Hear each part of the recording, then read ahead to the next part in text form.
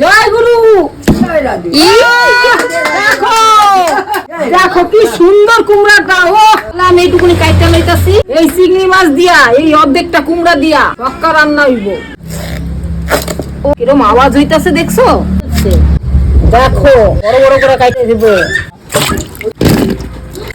কড়াই আমার গরম হয়ে গেছে, আমি তেল দিতে আসছি। আর একটা কাপ দিয়ে একসঙ্গে আমি তিনটেই দিয়ে দিলাম।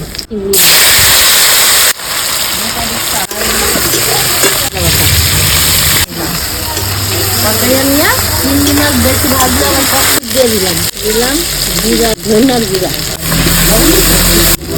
কুমড়া গুলা দিয়া দিতাছি।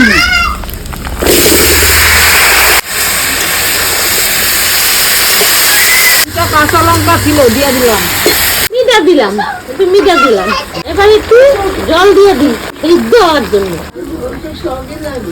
দায়িত্বে তুই মনে মনে সিদ্ধ।